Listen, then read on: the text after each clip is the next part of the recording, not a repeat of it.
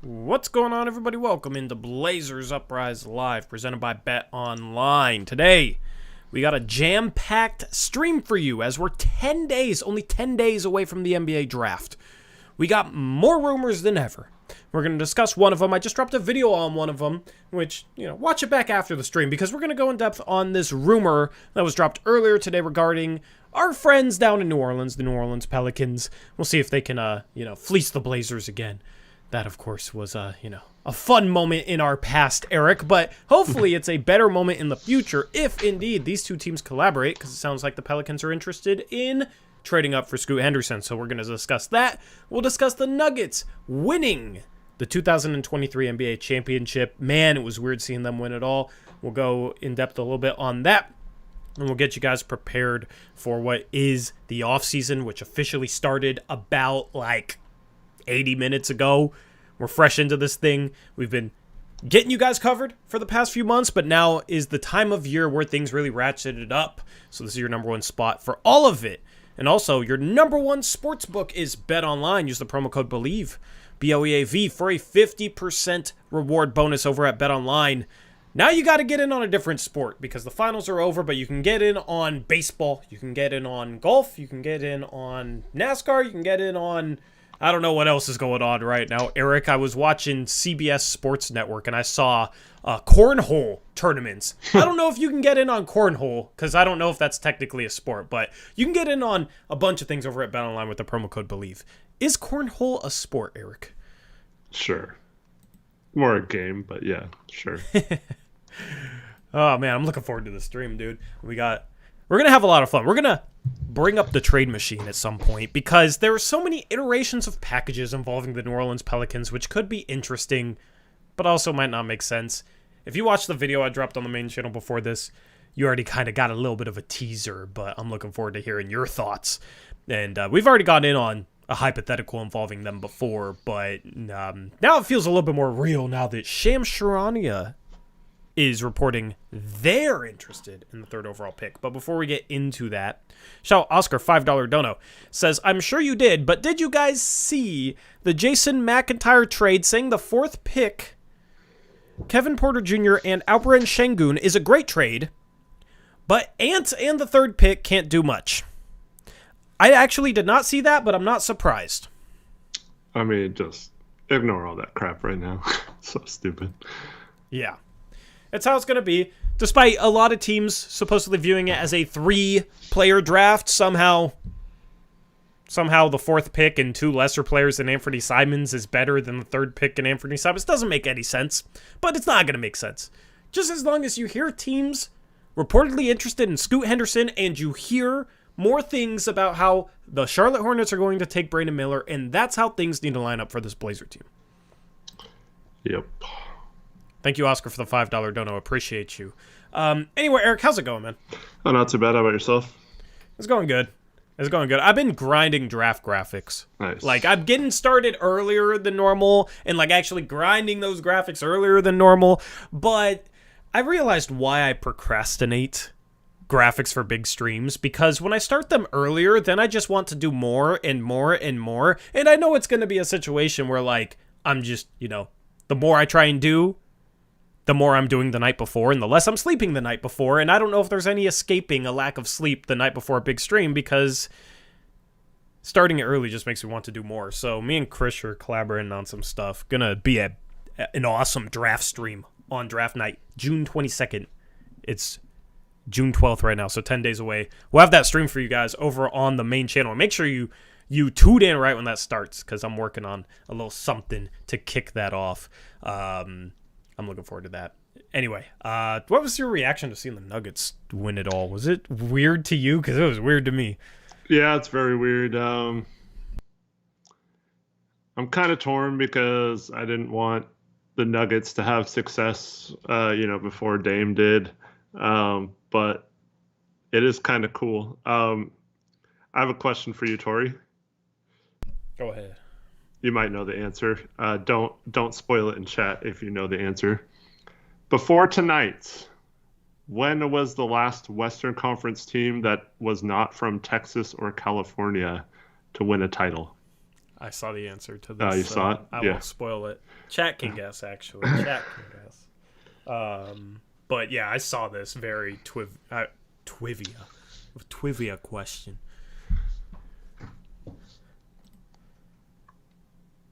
(2002). Nope, not 2002. That's what was said in chat. I know that's not the answer. The Blazers were the second to last team in Yes. '77, and then a couple years later, Seattle won it, and that was the last time. So late '70s was the last two times it happened. So yeah, kind of sucks that wasn't us, but yeah. It's kind of funny because like one of the teams in this division is not even from the Northwest. It's Minnesota. It's closer to the Midwest than the Northwest. I mean, is that the Midwest? Is Minnesota the Midwest, chat? I don't know where the Midwest ends and the Northwest starts, but yeah. So, but they were never gonna win anything anyway. You know, they can't even win a playoff series. When was the last time they won a playoff series? Kevin Garnett, man.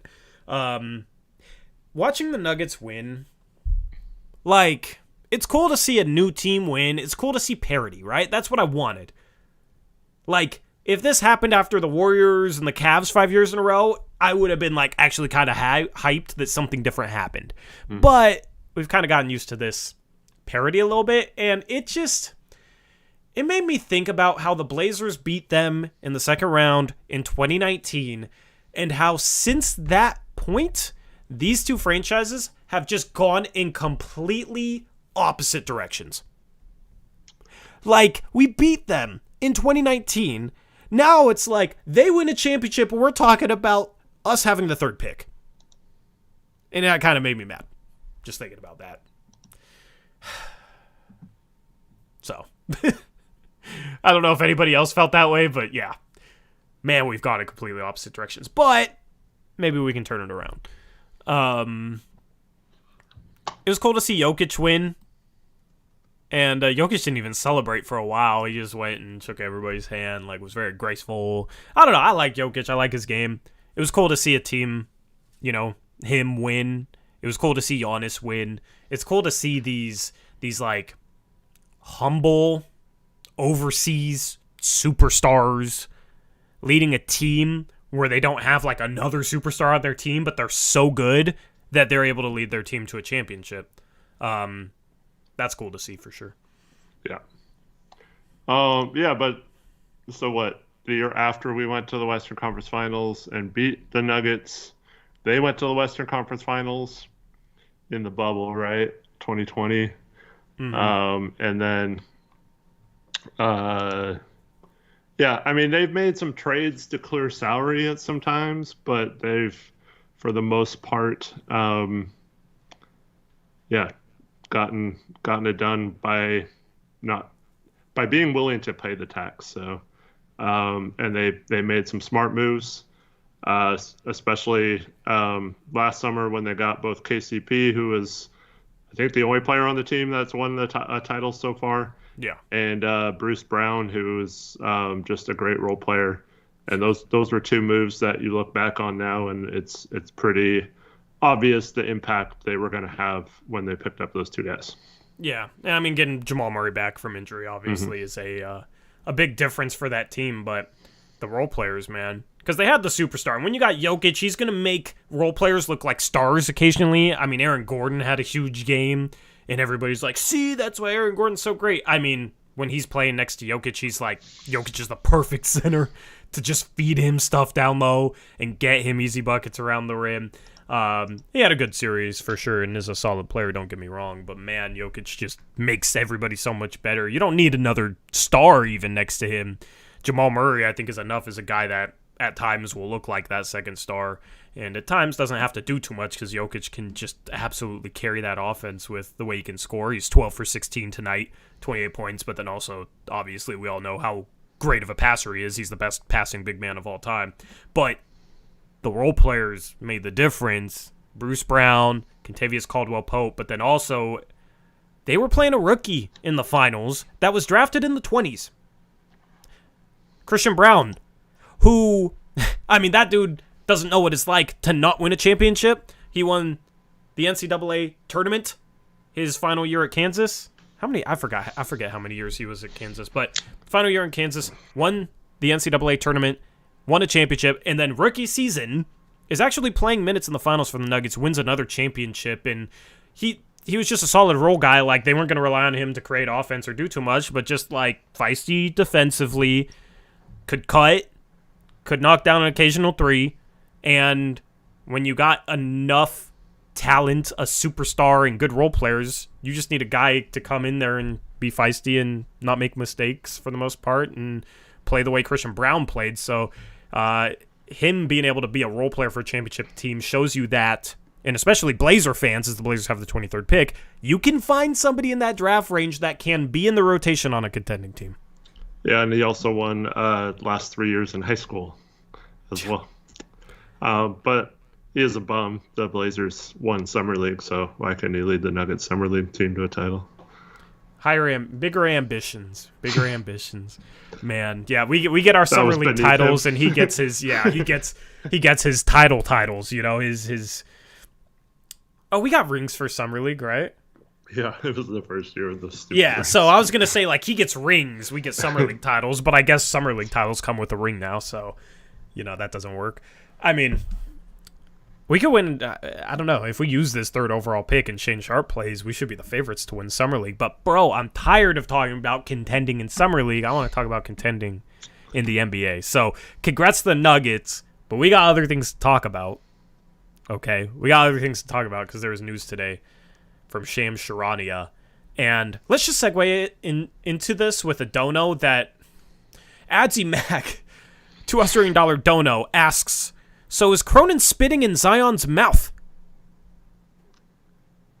That's a reference to some of the tweets that have been going around by several porn stars and OnlyFans girls that are demonetized. seem to have been going with having experiences with Zion, but yeah. Yeah, you guys can do your own research, just be careful. But yeah, what were we talking about here? Do we want that in Portland? I don't know. I mean, we have enough strip clubs to keep him happy, I guess. But shout out Kyle Wilson, $5 dono, says ESPN's headline tomorrow: Jokic wins the title in Denver. Can the Lakers acquire him for D. Russ and Mo Bamba? Stephen A. Smith, this makes sense for both teams. Yeah, ESPN is happy that they can stop talking about the Nuggets now. Mm-hmm. They'll give them their props tomorrow, and then the next day it'll be, will Dame get traded this time, part 1,273. And, you know what it'll be? Oh, the Heat lost the finals. This is why they deserve Dame. That's what it's going to be. I don't even want to think about ESPN. I already ranted about Stephen A. Smith last stream, so I don't even want to discuss that guy. Well, Dame did say if the Heat won the title, there's no way he would go there. So crap. Now he can go there. Yeah, now he's a Heat. Better get your Tyler Hero jersey ready, Eric. Yeah. That third team. Well, the plan is to not trade Dame. The plan is to try and trade the third pick, right? Like, I don't know. I'll let you kind of take this conversation over and segue it into the Pelicans stuff. I don't know if you've heard anything lately, like, behind the scenes with you, so I'll give you a chance to potentially share any of that, and I'll just give you the floor. Well, I mean, we did have a stream almost 2 months ago talking about this very scenario. It was mostly a hypothetical because we didn't know what pick we'd have at the time. And so when we fell to third, you'd think maybe it's still a possibility, but if the Hornets don't pick Scoot, then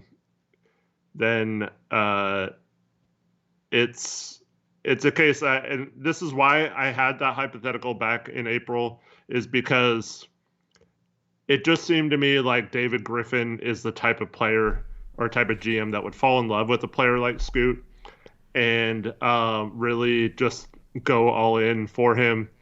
And it's a way for them to kind of shake things up without being like too crazy shake up. And if you believe in Scoot as like a generational player or, really good point guard or whatever, that's what they need to.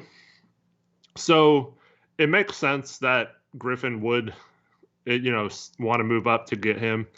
And if Scoot pops and Griffin makes that move and they only give up, one good player or two good players and still have a pretty good team around him, that's something that they're going to be in a tough cap situation coming up. And so that could really save Griffin's job, not only give him a little bit of leeway with a younger roster, but also, if he's a star, then Griffin's the guy who brought the star to New Orleans. And it wasn't like they lucked into it with the lottery. He actually went out and made that move. So it's a little different than the Zion situation because that was just the fate of the ping pong balls. So I definitely see this as a very strong thing. And this is what we've been waiting for, right? Someone to finally recognize the value of the third pick, assuming it's Scoot.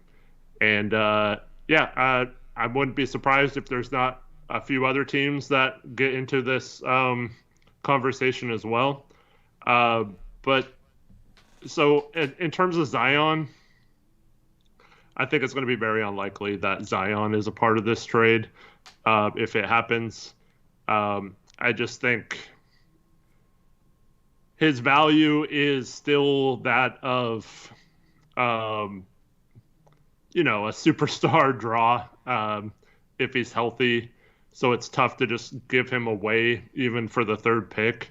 So you're kind of selling low on him if you're New Orleans. And at the same time, teams trading for Zion, unless they get a good deal where they're not giving up a ton, it's hard to imagine that if you're giving up a bunch of things, including the third pick, it's hard to take a risk on an injury-prone player that hasn't been healthy enough to contribute in either of their last 2 years' attempts to make the postseason. So I think the Zion thing is probably off the table.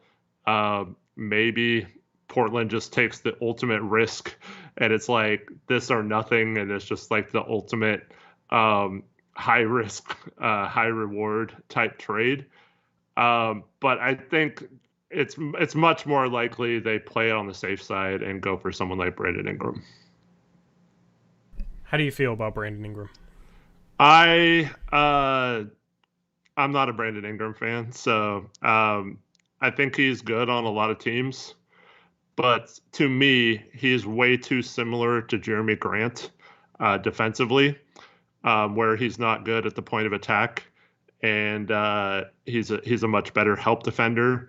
So I don't believe that actually fixes any of our problems. I believe that if we somehow got Trey Murphy and Herb Jones, even though those aren't as big of names, I think they fit better and would make us better than trading for Brandon Ingram. Yeah, I mean, at this point, and I did a chat poll because I'm curious, right? I asked, and you couldn't just do this trade straight up because you have to match salary, but I asked the people, which would you rather have, the third pick or Brandon Ingram? And obviously, if we have the third pick, still we could trade it for something else, right? And over 60% said Brandon Ingram. And I've tried to set the table for this offseason with the content, with the videos on the main channel. And I've tried to set it in this way. There's specific things the Blazers need to fix, and they have a certain amount of assets that they can use to fix those problems, and then they have certain holes in the rotation to fill. And when you talk about Brandon Ingram and talk about the things the Blazers need to fix, does he fix any of the major problems the Blazers need to fix? Because I've said for the longest time, if you trade the third overall pick, you need to fix those issues, and you also need a certain caliber of player back. Now, you can make the argument that Brandon Ingram is the certain caliber of player. I'm not going to argue against that. He's a good player, but does he fix anything with this Blazer team? The two biggest issues, which I did a video on this in a hotel room, by the way. In a hotel room. It was the hotel video. I did a video talking about the two biggest issues. Point of attack, perimeter defense. Rebounding. He doesn't fix either of those things. I understand that he's a big, small forward that can score. But that's the thing is, that's what Blazer fans want, a big small forward that can score. We need defense. And if you're trading the 3rd overall pick, that's the best asset that you have to put in play. You got to get better defensively. Or you got to get a guy that's like so freaking good offensively that it justifies it. Like if it was Luka, like, okay, I understand. If it was Jokic, like, you know what I mean? Okay, I understand. But we're talking about Brandon Ingram. We're talking about Brandon Ingram. He's good. He's not good enough to trade the 3rd pick for. He doesn't fix any of the problems. Now, you would basically, in my opinion, need back more than Brandon Ingram for just the 3rd pick. But with Brandon Ingram's salary, you also have to trade out Anthony Simons. Yep. So if you're talking Anthony Simons on the 3rd pick, it's a major, major overpay for Brandon Ingram. And I assumed everybody would kind of agree with that. That's why I did the poll the way I did, just which would you rather have between the two assets. Because I have figured everybody would agree. Anthony Simons in the 3rd pick is a massive overpay for Brandon Ingram. I think value-wise it's close to Jaylen Brown. You could even make a legitimate argument that's a little bit of an overpay for Jaylen Brown, but it's a massive overpay for Brandon Ingram, and I feel like everybody should be able to agree on that. So if you're trading for Brandon Ingram, you're giving up the 3rd pick, you're giving up Anthony Simons. If it's not a 3-team deal where Brandon Ingram gets flipped elsewhere for something that makes sense for the Blazers and helps fix their problems, then the Blazers better be getting back numerous assets on top of it. Like assets that you would be willing to consider trading Anthony Simons for straight up. I would want back Herb Jones, the 14th pick, and an additional asset or two if the Blazers are keeping Brandon Ingram. Like, I'd want Ingram, Herb, 14, Murphy, maybe a future pick from a team that's not good. The thing is that's an overpay for the Pelicans. It's just, with Brandon Ingram not being a good fit for this team, one of the teams is going to lose the trade. Either the Blazers are going to give up the 3rd pick and not solve any issues and not be a contender, and that's a really bad scenario, or the Pelicans are going to overpay probably for Scoo, and then the Blazers have enough assets to like maybe keep Brandon Ingram and then spread, flip all the other assets around for other trades or whatever in order to fix the problems around Brandon Ingram and Damian Lillard and Jeremy Grant. So it's just not a clear fit to me. Yeah, I completely agree. Ingram's a great player, but I think his fit is clunky. And so on defense, he doesn't solve any of our defensive issues. I think he is a decent rebounder for a small forward. But on offense, he does have some playmaking skills, but he likes to operate in the mid range and in the middle of the key. So it kind of clunks up that area. He's not really a stand around catch and shoot type player, although he can catch and shoot the 3, but that's not really his game. Yeah, I don't know. To me, it doesn't seem like if it's the best we can do with the 3rd pick. I mean, yeah, you might have to go for it, but the other thing about Trey and Herb instead of Ingram is we don't have to match salary because they both fit in our trade exception. So we keep Anthony in that situation too and could pick up more assets. So, yeah. The thing is, though, is like if you're trading the 3rd pick, you're trying to win the next couple of years. Yeah. You're trying to contend the next couple of years. How does that result in a contending roster? That's my question.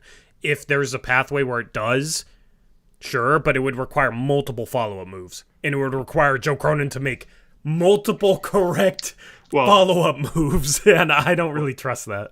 Okay, so in my opinion, if the Blazers traded for Herb and Trey and got, let's say, 14 and at least another future first or 2 future first or something, I don't think that's like necessarily an overpay from New Orleans if they think Scoot's going to be a star. And I think that for the Blazers, okay, their number one problem, in my opinion, is point of attack perimeter defense, right? They have no one who can get through a screen well and just completely take out a player. If you go back and watch the Shaedon Sharpe game when he was dominating that 10-game stretch, there was one game where he could not do anything. And that was when Herb Jones just face guarded him and did not let him do a single thing, right? So this is a guy who is one of the best point of attack defenders in the entire NBA. He's in that conversation for being the best one of those. This guy can just get in someone's face and completely eliminate him. We have not had that. And if you have that on this team, if you just add that to this team without sending any player out, it automatically changes our complete defense, because now we have someone who can shut people down on the perimeter, and that makes everyone else better. Jeremy Grant goes to his natural defensive position. Nurk becomes a better rim protector because he's not trying to cover the guards' problems and all that stuff. So just right there, our defense could almost be single-handedly cured, or at least, made average and not terrible by one player, right? And then you put in Trey, and this guy's one of the most lights-out shooters in the NBA. Our spacing would be incredible. You could run small ball lineups of Dame, Ant, Sharp, Grant, and Trey. How do you stop that on defense? And just you could run teams and shoot the three so well that it wouldn't really matter how good your defense is. So I understand the people that say we need a star, but think about this. We take the 23rd pick and get our future picks back from New York, right? We'd have 14 and at least one more future first. So that means we'd have at least 5 future first and number 14. So we could draft someone at 14. We could let Schmitz cook still, even if we didn't trade 23. So let Schmitz pick players at 14, 23, and 43 or whatever.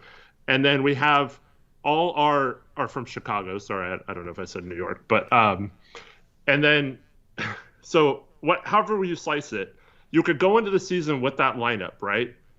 And if it's a problem, you have 5 future firsts. You still have Anthony. You still have Nurkic's contract. You still have Sharp. If, let's say, Embiid and Philadelphia sucks next year because Harden left and they couldn't replace him or whatever, what happens if he's available at the deadline and you still have all those assets and all of a sudden you have 5 firsts and you can possibly get that? What happens if the Browns situation, he was talking about re-signing at Boston, but he was waiting and it goes south and you could possibly get him for that, and you already made this other trade too. So there could be options, and you just go and figure out what your weaknesses are then, and you address them. And unlike the previous few years where the Blazers have been in a situation where they couldn't, say, trade a first for a Jared Vanderbilt type player or even a Cam Johnson type player, they could actually have the first round picks to go out and get a Cam Johnson or get a Dorian Finney-Smith or overpay for Claxton or something like that at the deadline to address whatever needs they have. So I just feel like it would solve so many issues. The team would be really freaking good. I think it would be better than getting Ingram going that route. And I feel like there would be so many more options the Blazers could do, whether it's the rest of the offseason or between now and the deadline. And I think that team would be so good that Dame couldn't possibly want to leave, because that the Trey and Herb are exactly the type of players that this team has been missing. And Dame would instantly recognize that when he watches them play, and they would be all our weaknesses from last year when we started sucking would be out the window. I'm huge Murphy and Herb Jones fans. I was big fans of theirs before the, what draft was it? 2021 draft. Mm-hmm. I thought they were extremely undervalued. Loved the Pelicans draft. I'm sure there's probably a clip from that draft stream where I'm saying they're a winner after the draft because they got Trey Murphy and Herb Jones. Love these two guys. Great role players. I think, and you kind of implied this, maybe that team could be good enough because you just have a great collection of role players. I still think you need another guy to truly take enough of the pressure off Dame. I think it would be a really, really good regular season team. Just getting to the playoffs, I'm a little bit worried about that team being able to be really good offensively, and then defensively, if you still have Dame and Ant, I don't know, like, you got some good role players. It's probably an okay defense, but I'm not sure it's good enough defensively where you can afford not to have an elite offense. I think there's still question marks with that team where, like, if you had another guy, it would be legitimate. So that's where I think it would come down to, you know, what would the follow-up move be? Like, going out and getting that other guy, and then you have all these great role players, and you had, you know, an Embiid and Dame with a Herb Jones next to him, with a Trey Murphy next to him. Like, yeah, you're looking at a contender for sure. But that's really where it comes into me, because the downside of that situation is you get back really nice role players, but you gave up a guy who, you know, in the worst case scenario, is a superstar down the line for role players. And then we're sitting there saying, you know, we gave up Scoot for role players. You know, we gave up the next whatever superstar for role players. So that is the downside. That would be the worry of it playing out. It's just you have to make sure you get to contention, and with the question marks there, it's just like, I think you need another good move, and I don't know exactly what that looked like. To me, if you have forwards like Grant and Trey who can shoot and score a little bit, put the ball on the floor, and then you have Dame, obviously. We know he's going to be elite offensively. And then you have the potential pop still of Anthony and Sharp. I don't see how that could not be an elite offense. I mean, it probably would be an elite offense in the regular season. In the playoffs, though, we've never really seen Ant be a number 2 in a playoff series. We've never seen Grant be a number 2. When he was in Denver, he was, number 3, number 4? He's basically just a role player when he was in Denver, OKC, right? We've seen Dame have playoff series where he struggles. Now, I think a lot of that was due to coaching, not being able to beat a trap, etc. But I'm not sure Grant is like a number 2 option, will play well in the playoffs. I'm not sure Ant is a number 2 option, will play well in the playoffs, because in the playoffs, perimeter defense gets more physical, and both guys seem like players that maybe once the physicality of the playoffs ratchets up, they're not going to be able to shot create at the same level. That's where I think you need another guy. And we just saw it with Miami. We've seen it with Milwaukee. Like, you need shot creation in the playoffs. That's where I've always hated the argument about, like, Dame and CJ or Dame and Simons are duplicative and blah, blah. You need shot creation. You need more than just 1 or 2 guys that can create a shot in the playoffs, because good defenses will do the best to take those guys away, and then where's your offense coming from? You know, unless you have an absolute cheat code like a Jokic or a Giannis, it's really hard to contend unless you have multiple guys that can create shots. And that's where it's like the arguments of just trade CJ for a 3-and-D guy because it fits so much better. Okay, well then shot creation becomes an issue. The thing is Blazer fans aren't used to that being an issue because we've always had it, so nobody really like takes that into consideration. Like, oh, what if we didn't have enough shot creation? I think you would have the chance of having enough shot creation. I'm not saying they can't do it. I'm just saying that would be my worry, is like, will Shaedon Sharpe, Anthony Simons, Jeremy Grant play as good in the playoffs as I would expect them to in the regular season? I'm not entirely sure. So we've seen Blazer offenses go from elite during the regular season to mediocre or straight bad in the playoffs before. And if you're talking about winning, you're talking about contending, you need a team that is just really well balanced and able to perform in the playoffs. And that's where, if you had like a surefire number 2 guy, you know, a Jaylen Brown who's proven it in the playoffs or whatever, then I'm not as worried about like Grant is the number 3 option or Simon is the number 3 option if we kept him and got, you know, I don't know, Siakam, who's won a championship as a number 2 or whatever. So that's kind of the thing with the offense that I'd be worried about. See, in my opinion, they would be so balanced that you wouldn't even have to rely on the shot creation or someone getting hot and creating stuff out of anywhere, because if they move the ball well, and like I don't know, how do you stop a pick and roll with Dame when you got Trey Ant and Grant or some combination of those spotting up for 3? Like I don't think you need that much creation if you have that balanced of an offensive team. Yeah, but how good multiple guys who can score? How good is the defense with Dame, Ant, Trey, Grant, Nurk? I mean, it's not, that lineup isn't ideal. I think Trey would be okay at point of attack defense. Obviously, Herb would be better, but you probably have to mix that in. So you probably start with that lineup, and then you bring Herb in for Ant, and then you bring Ant back in with the bench lineup. But yeah, I don't know. It's definitely the area they need to improve on is their defense. But I do think putting Trey at the point of attack instead of Jeremy does. It's kind of like the same thing we talked about with Jalen, even though that's still not a particular strength. It still makes the rest of the defense a little better if you're playing that. And Ant was actually very underrated. He was our best screen navigator last year. So that's not saying much. I know it's not saying much, but you could also do some things where you move him or just let him sink or swim out on the perimeter as well. Yeah. I mean, you're getting closer, and you're taking the right steps. You're getting the right role players, like, absolutely.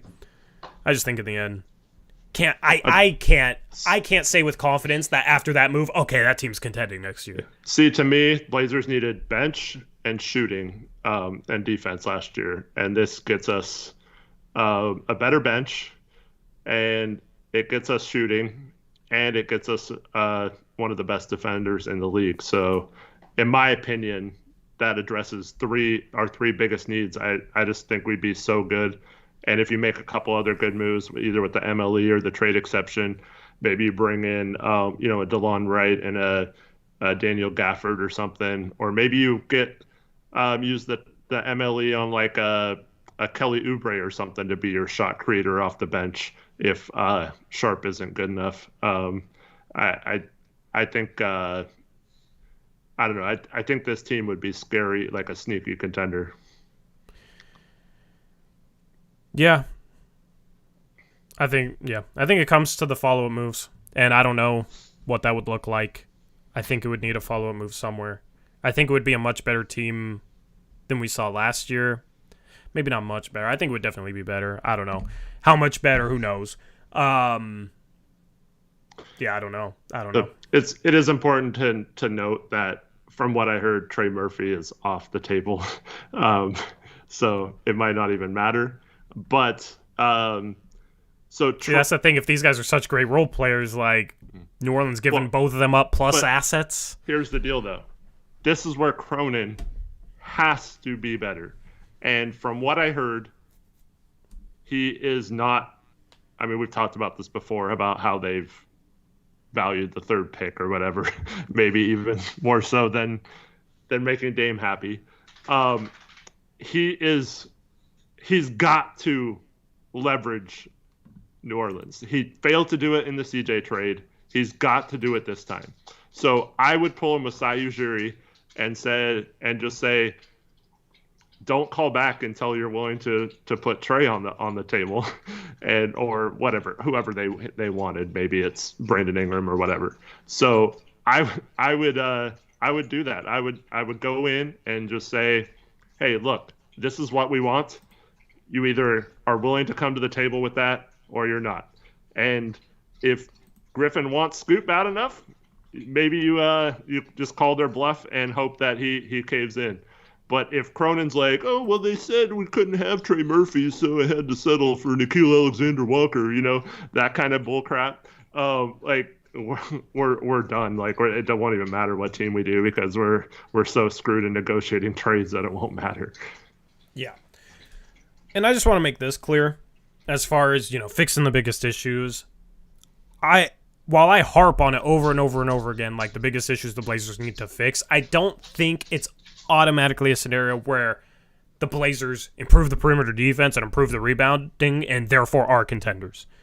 I think it could be a situation where you get this team to average defensively, improve the rebounding a little bit. I mean, the big part of that will be who's the backup center, because I think Drew Eubanks was a big problem with that last year, but then also you need a 3 that can rebound next to Jeremy Grant. I don't think that automatically gets the team to contention. It might, depending on who the pieces are, but I focus on those two as the biggest issues, but it's not like this team is perfect otherwise. Yeah. We're not trading for CJ. Sorry, Devin. Yeah, so I was wondering about the whole Jaylen Brown thing. So from what I was told, if we don't have the third pick, if it's not um, if we use the third pick elsewhere, that is off the table. The Jaylen Brown thing. So, um, What do you mean? Oh, like they want Scoot too, the Celtics. yeah. Okay. So they feel like Scoot would be a great partner for Tatum, Yeah. and they want Scoot. So, um, yeah. So, because I was thinking like, if we got Ingram, could we flip Ingram for Jaylen Brown? Yeah, that's something that I mentioned in the video I just dropped too. Yeah, But that's not doable. So what I was told is no, they don't. They're looking for a Scoot level type guard or whatever. So then I was thinking, well, what if it's like Anthony and Ingram? And so this is the trade that Chase keeps bringing up that I mentioned to him earlier. But so yeah, something like Malcolm Brogdon going to the Pelicans, Anthony and Ingram going to Boston, because I think they would still take Ingram in that situation. And then Here, let me throw this on the trade machine. Yeah. And then the Blazers get like 14 and Herb and Jaylen Brown or something like that. All right. So you got.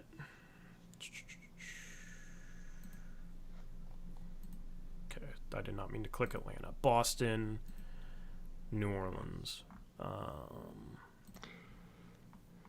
Because whatever we get from the Pelicans in addition to 3 and Anthony is like extra stuff that we wouldn't have had if we just did the trade straight up, right? So this might be nice. I don't think we can get Trey in this particular.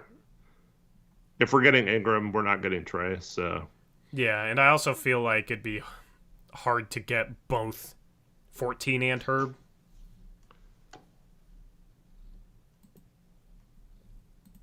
I mean, that's what I would try and do for sure, because if you get Herb along with Jaylen Brown, like, you're sitting pretty. I mean, maybe it's Herb instead of 14 and they keep 14. I don't know. Because they are going to have to pay Herb, and they do have, like, Dyson Daniels. See, like, if Dyson Daniels was thrown into it, I wouldn't mind that either, especially if you're trading Ants. yeah, I heard Dyson was also not likely. Do you think they hold... So, do they hold Dyson Daniels or Herb Jones in higher regard, then? They hold Dyson and Trey higher than Herb Jones simply because Herb has 1 year left on his contract. They're going to have to pay him next year. Same with us if we trade for him. And they have several between CJ, Zion, and whoever they get in this trade, whether it's keeping Ingram or not. They're looking at a situation where they don't think they can pay Herb what he's going to cost. I don't know what that number is. Obviously, he's not a max player or anything, but yeah. And they're a small market team, so. Yeah, so this is kind of the thing you were looking at here? Yeah. Yeah, I mean, that's interesting. You could potentially get more out of a Jaylen Brown trade, even if it's just Herb Jones or the 14th pick or whatever, or maybe you trade up from 23 to 14 as part of it. You would just be... The thing is here, though, is they would have to want Ingram more than Scoot. Yeah, well, Ingram and Simons is a pretty good combo. Yeah, but the other package is number 3 in Simons, so... It's a good combo, I wonder how Boston would look at Ingram versus just taking back the number 3 pick and going with Scoot. Mm-hmm. Because Tatum is young enough. Like, that's the thing, is like, Boston's contenders right now. Well, they were contenders when Tatum was a rookie with, like, Jaylen Brown as a young guy, too. Like, they almost made the finals. They lost in Game 7 against the Cavs, right? And they drafted Jason Tatum with number 3. So I think they would still view themselves, if they had, like, Scoot and Simons, as contenders, but also... Though that backcourt is so young, Tatum's young, like, they're just going to get better. They're just going to get better. They have a younger timeline, an even younger timeline then. So, I'd be interested to see what they value more. But like Ingram, I think is a better option if they want to try and win it all next year, because you basically can replace Jaylen Brown with Brandon Ingram. Yep. Defense gets a little bit worse, but yeah. But then you're adding Anthony on top of that. And Ingram still has 2 years left. Anthony has 3 years, so you're not paying either a supermax next year either. Yeah. So you're saving money exactly. Too. Exactly. So like definitely possible. That's a 3-team framework I'd take a look at. It's just hard. It's hard for me to sit here and speculate as to what the Celtics or how the Celtics value number 3 with the position they're in. But then also, I mean, how much do they value Anthony Simons? Because they do have 3 really good guards. They got Malcolm Brogdon, Marcus Smart, Derek White. And I feel like there's some teams across the league that underrate Anthony Simons, and I'm just wondering if Boston is one of those teams that underrates Anthony Simons, they already have 3 good guards, like how much are they going to value bringing in Anthony Simons? Yeah, it just depends on if they think, because the whole reason they want Scoot is because they feel like none of those guys are an actual true lead point guard. Yeah. I think, I don't know. I think Ant would, and Ingram with Tatum, and if Robert Williams ever gets healthy, and you still have Smart and Derek White. I mean, that's a freaking dang good team. I think it might be better than this year. Yeah. I want Jaylen Brown still. If the Pelicans were willing to give up Brandon Ingram and didn't want to do like 14 Herb and Trey, like say Trey was off the table. If Trey's off the table, you got to get Ingram. There's no way you can trade the 3rd pick to New Orleans unless you get back 14 Trey Murphy, Herb Jones, and another asset, or get back Brandon Ingram and flip him for like a Jaylen Brown. Mm-hmm. Or maybe Siakam. If the Blazers want to do 3 for Siakam, but like Ujiri's being stingy, but randomly wants Brandon Ingram, which wouldn't make a ton of sense. But say he does, then maybe that would be what you do in order to get Siakam or whatever. I'm not a big fan of Siakam. I'm just speaking from like Cronin's potential point of view. Having more suitors makes it easier for Portland to potentially pull off certain trades, because not only could you pitch the Celtics on like, 3 in Simons, you could also then pitch them on Ingram and Simons. Mm-hmm. And they could take their pick, hypothetically, if Jaylen Brown's the guy that you're going after. So, and also, as we just showcased with that trade idea, potentially you could get a Herb Jones out of it as well and maximize value. So, this report, it was from Shams, so I believe it. But this report, I'm hoping, is true because it's only going to be a good thing for the Portland Trail Blazers. A bidding war is only going to be a good thing in general because it'll drive up the asking price for the 3rd pick. But then also you can come up with frameworks involving multiple teams where you're able to maximize value and get truly what you want. Unless Charlotte just takes Scoot at 2 and screws all of us. That is the one thing. I mean, that's why I did the video right after the lottery. The entire offseason depends on the Charlotte Hornets. And I mean, I'm not confident in all the Brandon Miller's going to go number 2 talk. Yeah, I mean, I don't know. There's way too much smoke there for there not to be a fire. But what about just including them in the deal? So if they're going to take Miller, it wouldn't take that much if we made a trade that was contingent on whoever ended up with the 2nd pick taking Scoot. Go ahead. Sorry. You could probably just give them like a couple seconds, like 43 or something, to make them move back, and then they get Miller, who they want. We're going to take anyway. He's a cheaper salary for 4 years, and they get an extra pick out of it. Yeah, but then you run into, so many teams want Scoot, and we're trying to use the fact that a bunch of teams want Scoot in order to get a major win for ourselves. They would have leverage over us because we need Scoot in order to get what we want. So I feel like we would end up having to get more give up more, even though just seconds would be a win for Charlotte if they're planning on taking Miller. I feel like a good GM there would posture behind the scenes. I don't know. Here's the problem with that. If we don't play ball with them, they don't get Miller because someone else would take Miller at 3. So if they really want Miller, that's what it's contingent upon. But if they really were going to take Miller at 2, why wouldn't they just go back to 3 and still get Miller and maybe pick up just a small asset otherwise?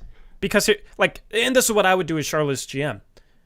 I would call the bluff. I would call the bluff of whatever teams are involved in that deal. I would sit there and say, we don't care about, sir, second-round picks are better for us, minor assets, whatever, but we're okay with taking Miller at 2 and missing out on a couple second-round picks, unless you truly give up something to make it worth it, like a Herb Jones in that package we said, you know? Then Scoots are at 3, so we don't even need to do the trade, so then we're back to having the leverage. No, well, that's true. See what I'm saying? But yeah, you're right. So yeah, we want them to take Miller at 2. That's fine. We're just saying, hey, we know you're going to take Miller at 2. We'll give you an extra couple second-round picks or something. I mean, this is the team that traded the 13 pick last year for one first, right? They gave it Jalen Duren for 1 first. Like it's not like they're super smart in trades or anything. Yeah, so but this is how complicated the games at the top of the draft can become. But yeah, so if I'm the Blazers, so if I'm the GM, so if all my trades are dependent.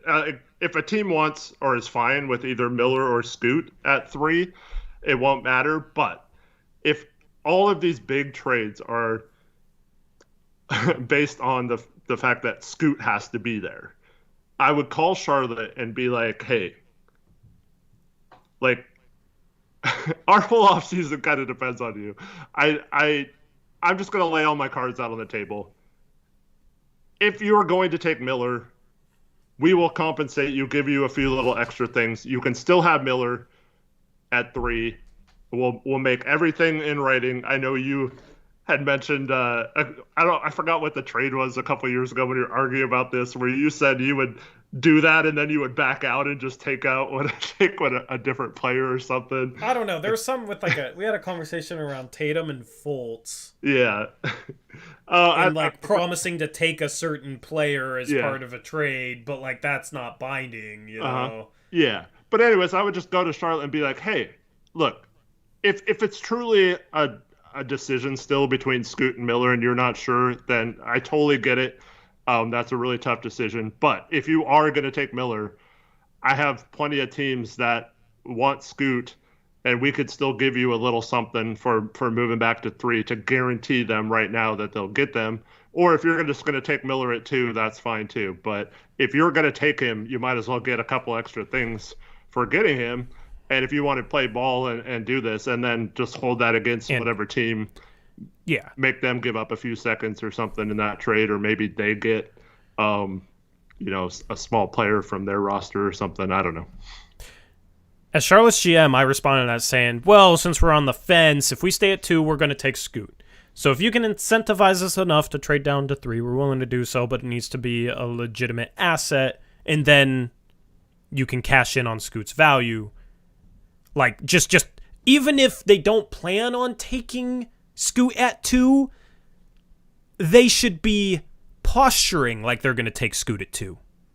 To whatever GMs, especially to Portland. To Portland, Charlotte should be saying, yeah, we're going to draft Scoot at 2 unless we move back 1. We would like Miller, but we're going to take Scoot. Because then if you're Portland and your offseason is dependent upon having a pick that you can draft Scoot with and cashing in on that pick, then it puts you in a position where it's like, crap, well, maybe they are going to take Scoot, so what do we... Maybe we have to give up a legitimate asset, in that framework we had with the Pelicans, Herb Jones goes to Charlotte, maybe. In 2 goes to New Orleans. In 3 goes to Charlotte. So they basically, for moving down and taking Miller, they get Herb Jones. That's the thing, is if they're smart, they will posture like they're going to take Scoot at 2. Yeah, I know this is slightly different, but in the infamous 2006 draft for the Blazers, we had the 4th pick, right? Yeah. And Chicago takes LaMarcus Aldridge. They wanted to take Ty Thomas at Tyrus Thomas. Yeah. Yeah. And so the Blazers get him at 4 and basically move up to 2 with Victor Kriapa or whatever, like a lesser player, right? And they didn't have to include anything else in that deal or whatever, and so they move up to 2. And that same draft, they had the 7th pick, get Randy Foye, and trade the 7th pick and cash to move up to 6 to get Brandon Roy, the rights to Brandon Roy. So like it's not, I don't think it's like that out of the realm of possibilities if that's someone that the team really wants to just move back a spot or 2 and still get their guy. Yeah. Smart GM. Which Kupchak shouldn't have went on and talked about, like, we're in a position where we can draft for fit. Like, that was just stupid. That was just dumb. Yep. But, you know, if he was smart, he'd sit here and posture like, oh, we're going to take Scoot. And then it becomes a situation of who budges first, or does anyone budge, you know? But in almost any scenario, let's just say that Charlotte wants Miller, and they're open to trading the pick, but they don't want to lose Miller, right? We're pretty much the only one that can guarantee them getting something and keeping Miller, right? So, I don't know. Maybe it's just if they're, you know, hardball or not. You know? Yeah.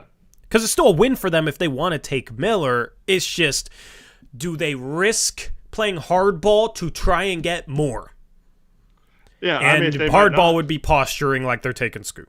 And, you know, maybe they just take Miller and then we're fine. We don't have to worry about it. That's what I'm hoping for, man. Like, the second pick almost feels like it's the Blazers on the clock since it's so important for them, you know? We always wait for the Blazers, like 7th pick last year. Like, of course it matters who's available, but it's like we're just waiting for our pick to see who we get. Yeah. Bro, the Hornets pick at 2. I mean, I wish we could have just moved up to 2. because it just creates this whole... And that's why the lottery results was so interesting, is it creates this whole game of chess. So, I am not sold on Charlotte wanting... Like, I could see this ending up where, like, nothing happens, no picks trade, and then on draft night, with the 2nd overall pick in the 2023 NBA draft, the Charlotte Hornets select Scoot Henderson, and we're just like, oh, crap. Yeah. And then we're like, well, maybe we're trading up for it to trade it somewhere else. But, like, at that point, if we haven't heard anything like that, then it's probably not happening.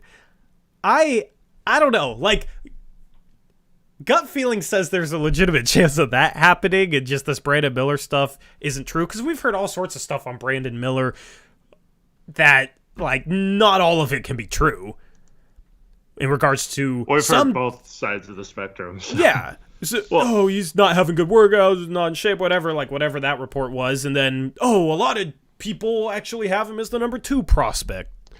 It is interesting because, like, we talked about this last year, but, like, if you have the first pick in a draft where you're not sure who's the clear-cut number 1, like last year, or in this situation where you're posturing, you know Victor Wembanyama is going 1, so you know you're basically on the clock.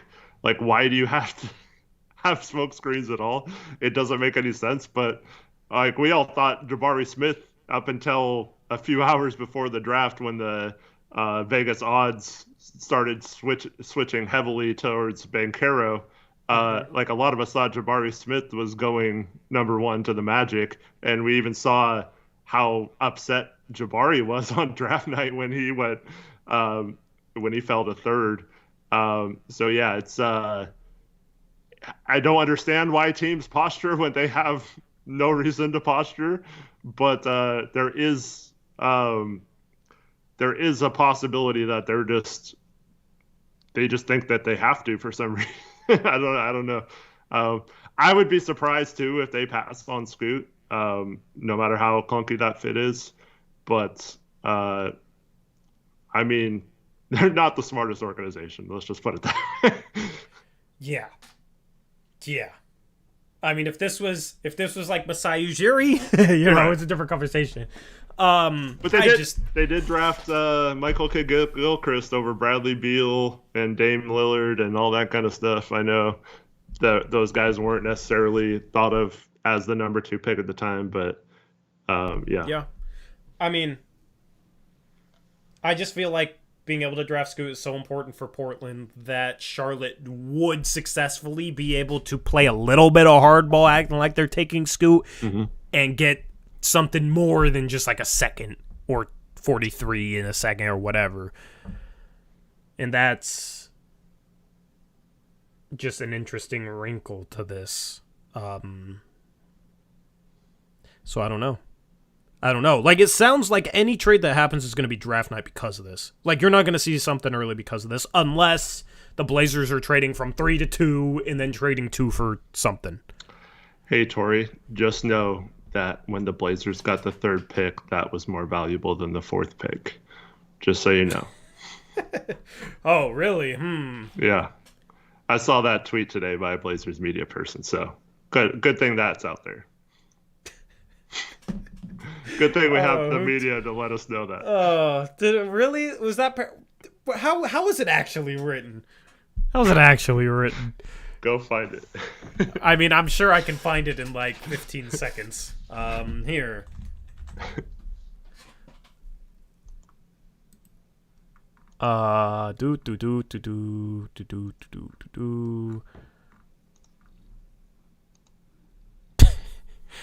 Okay.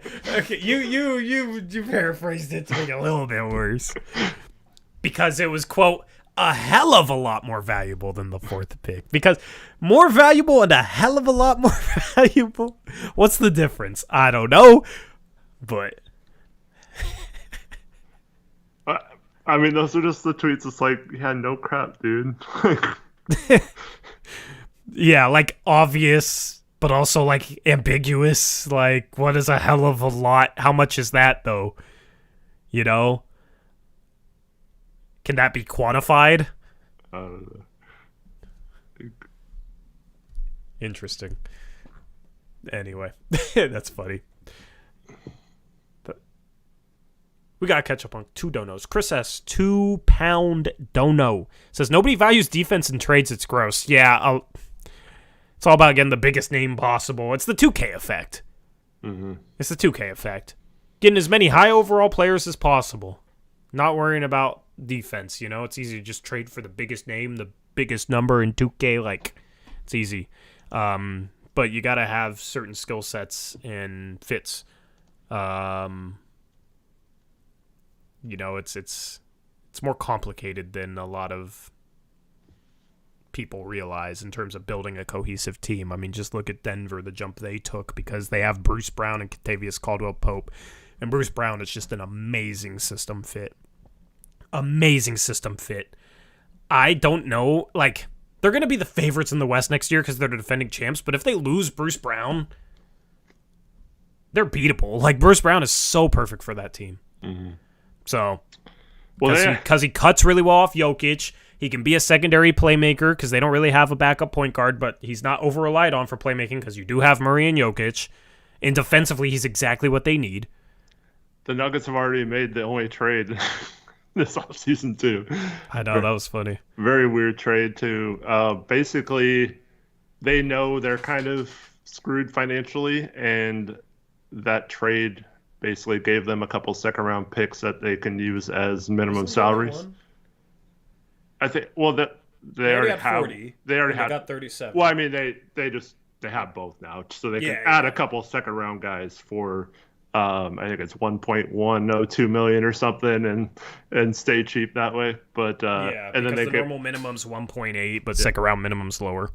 And then they gave up 2029 first to do so. But yeah, it's kind of a weird trade. But it was a weird trade. You can see what they're doing, but it's kind of like what the Rams did in the NFL. They just kept trading all their future picks. It ended up leading to a championship, but then eventually that roster becomes impossible to keep together. So it'll be interesting how they put all that together. But, yeah. Shout to Antonio, $2 dono says, follow up New Orleans pick an Ant for OG. See, so it was regarding the hypothetical we were talking about, like Herb Murphy, trade. Mm-hmm. You didn't really share my same sentiments about being worried about the shot creation in the playoffs with that roster, but if you trade Ant for OG, then I'm even more worried about the shot creation in the playoffs. If you have Trey and Herb and Sharp, why do you need OG? You need big depth more, right? So I'd be looking at trades, like I would maybe overpay for Claxton, have a Nert Claxton center rotation or something, or that kind of thing, Yeah, with the New Orleans pick and other picks. Yeah, like I think you would be looking at something else and keeping it. Mm-hmm. Just joined. Y'all talk about Brandon Ingram yet? No, Jason. Let's just say, if we're over an hour into the stream and you join, we've probably already discussed the title of the stream. Yeah. So the answer is yes. But I mean, just to make this clear, I do think there is, especially if Scoot is on the board at 3, there is a strong possibility that Brandon Ingram is a Portland Trail Blazer. I mean, I want to throw up in my mouth, but I don't know. I don't know what to believe at this point, because there's strong. Jaylen Brown was a strong possibility, it's Brandon Ingram, so I don't know,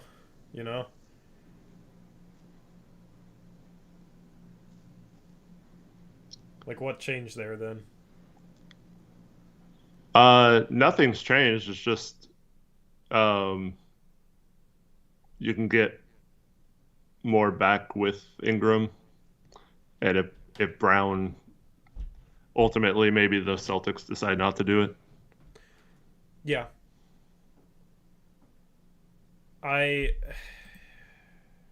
If we trade So what would be your prediction if the Pelicans trade for 3? What would be your predicted trade package?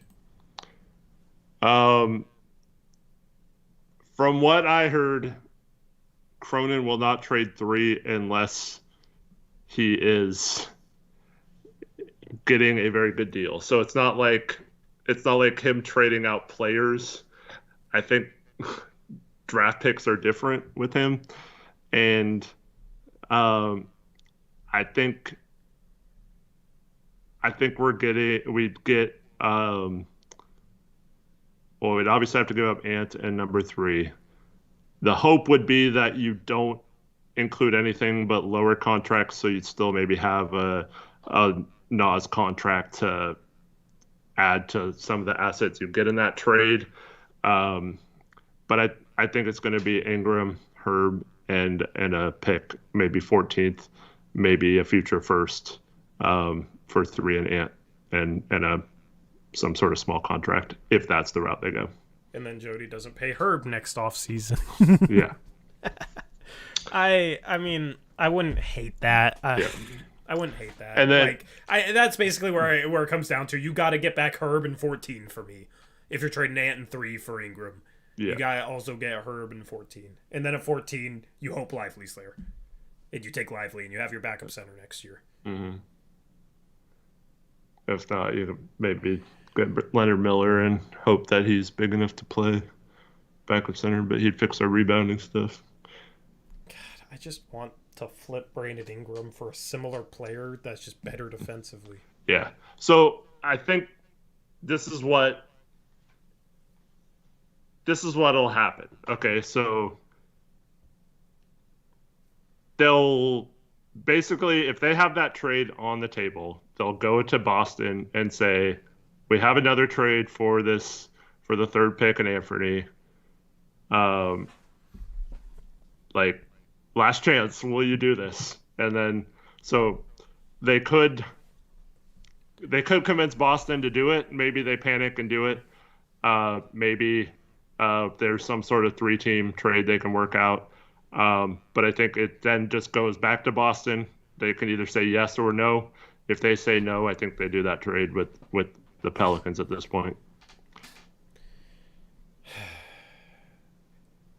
Shout out Chris S. 2 Pound Dono says Dame, Sharp, Ingram doesn't work on D at all though? Question mark. I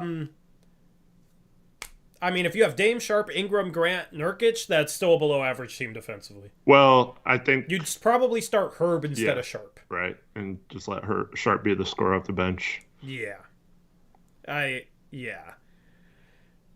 am worried about the defense on that team, though. I don't know. It's tough. It's tough, man. I don't know how I feel about that. Here's the thing, though, in this scenario. So we talk about, like, we can't draft Scoot because then it's like we have Dame and Ant and Scoot. So what? New Orleans would have CJ and Ant and Scoot? Like... Yeah, I think they'd probably flip Anthony somewhere, but obviously we have to include him for the... Yeah.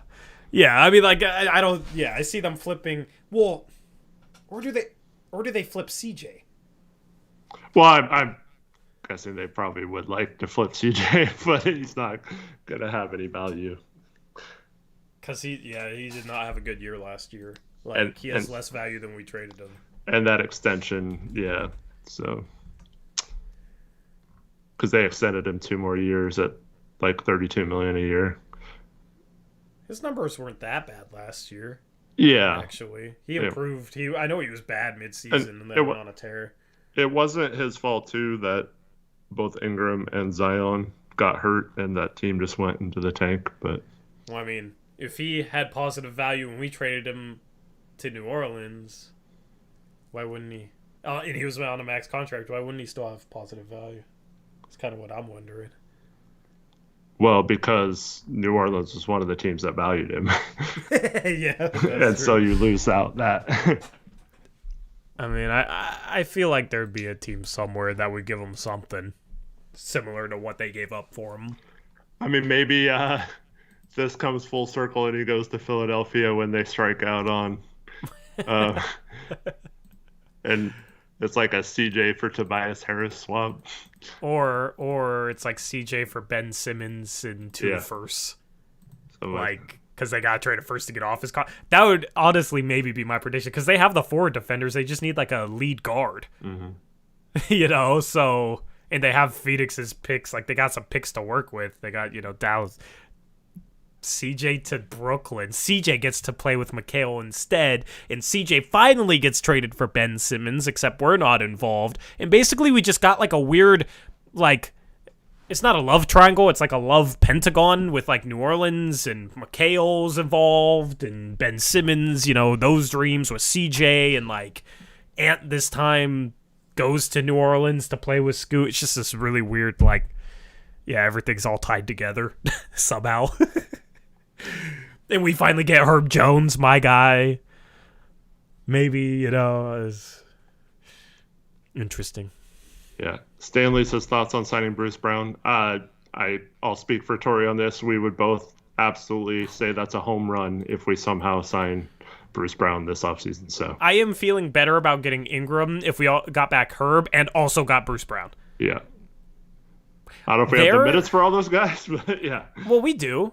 I think we do, because in that situation, I would start Bruce Brown and bring Herb and Sharp off the bench, and you have Dame, Bruce Brown, Brandon Ingram is your starting point guard, shooting guard, small forward, and then you got Shane Sharp and Bruce Brown covering the backup point guard, shooting guard, small forward minutes. And I think you would stagger Bruce Brown with Dame, and Bruce Brown would play some backup point. I think he can.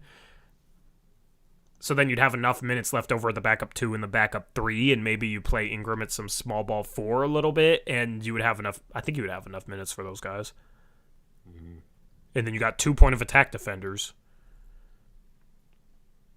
You got Ingram becomes your number 2. And then you'd have Grant as your number 3. And then it'd just come down to, if you get Lively with 14... And then, like, I don't know how much money you'd have left over with signing Bruce Brown for a full mid-level exception. But, like, if you could find a way to get Dorian Finney-Smith, I don't know if the math would work on that, but, like, that would be interesting. That would be a good team. Yeah. if we don't end up trading 23, I still think there's going to be a good player there as well. Yep. But that's why I need Herb Jones and 14 back with Brandon Ingram, and that's what I said in the video, because like basically if you trade for Brandon Ingram, you just need other assets to either help the defense or that you can use in trades or whatever to help the defense, because Brandon Ingram isn't. He's a star caliber offensive player. I mean, last season his numbers were a little bit more impressive than I thought, just checking him during the stream.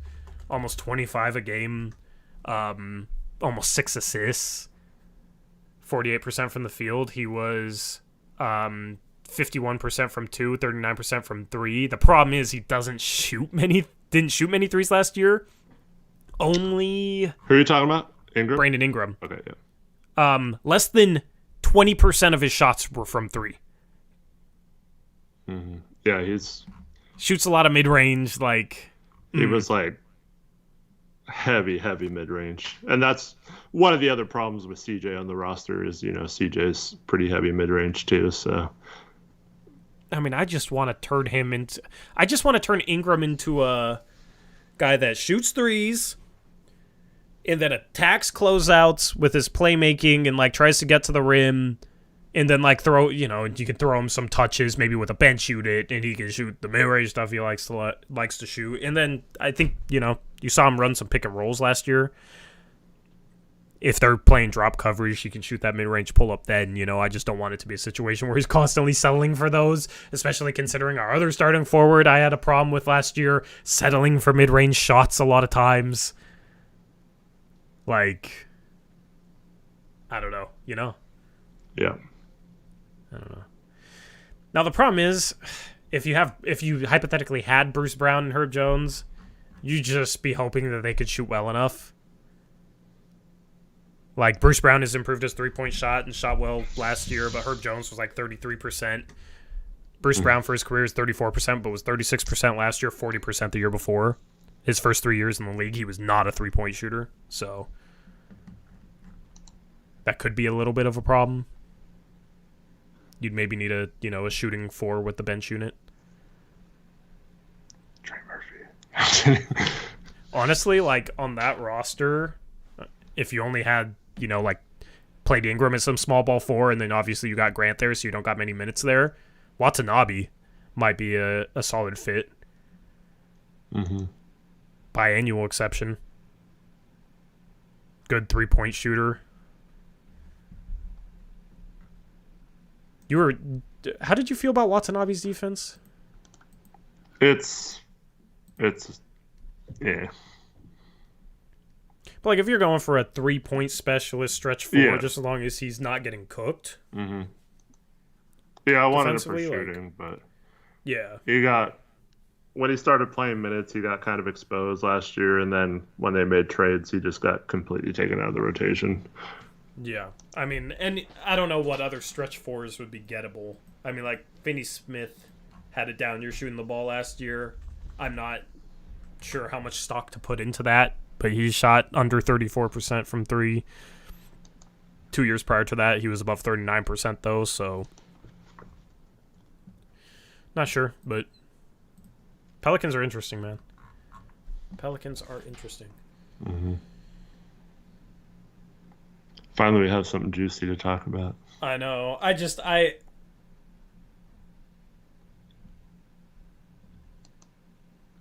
know. I have a gut feeling that's who it's gonna be. Like, somebody that I can't be ecstatic about in Brandon Ingram, but like I can be okay. It's like Jeremy Grant last year. Yeah, that's just what I have come to expect.